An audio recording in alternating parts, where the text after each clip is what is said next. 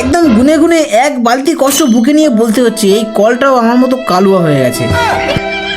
আর তাই ওকে পরিষ্কার করতে গিয়ে আমার যে কি অবস্থা হলো চলো তোমাদেরকেও বলি, তোমরা যেন আবার কেউ কান্নাকাটি করে ফেলো না।